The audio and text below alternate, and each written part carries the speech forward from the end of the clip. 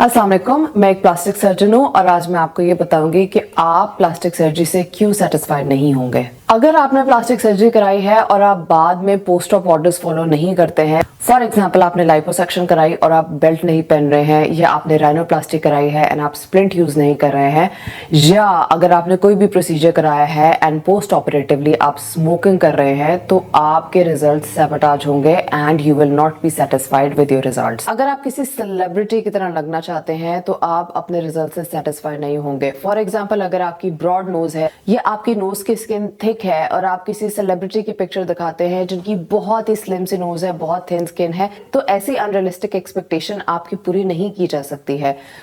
आपकी अपनी नोज है, उसके अंदर एक स्पेसिफिक हद तक काम हो सकता है, उसको हमें किसी सेलिब्रिटी की नोज में चेंज नहीं कर सकते हैं। अगर आप ये सोच कर आएंगे कि आपकी अल्टीमेटली नोज बिल्कुल किसी और की तरह लगने शुरू हो जाएगी या कोई और भी सर्जरी होगी जो कि आपके रिजल्ट्स एग्जैक्टली किसी सेलिब्रिटी की तरह आ जाएंगे, तो that will be N unrealistic expectation. अगर आप प्लास्टिक सर्जरी अपने किसी रिलेशनशिप को सेव करने के लिए करा रहे हैं कि शायद आपकी अपीयरेंस जब चेंज हो जाएगी तो आपका रिलेशनशिप सेव हो जाएगा, you have to work on your relationship. किसी प्लास्टिक सर्जरी के साथ या उसके रिजल्ट से ये एक्सपेक्ट करना कि you can change your relationship with your partner, तो ये एक अनरियलिस्टिक एक्सपेक्टेशन है। ना आप सर्जरी से खुश होंगे और ना ही आप अपने प्लास्टिक सर्जन से खुश होंगे, बिकॉज सर्जरी के साथ रिलेशनशिप सेव नहीं हो सकते हैं। अगर आप कोई प्रोसीजर इसलिए ऑप्ट करते हैं कि वो आपके बजट के अंदर है एंड आप ज्यादा एक्सपेंसिव प्रोसीजर जो कि आपके लिए ज्यादा बेहतर है वो अफोर्ड नहीं कर सकते हैं, तो you will be very dissatisfied with the results,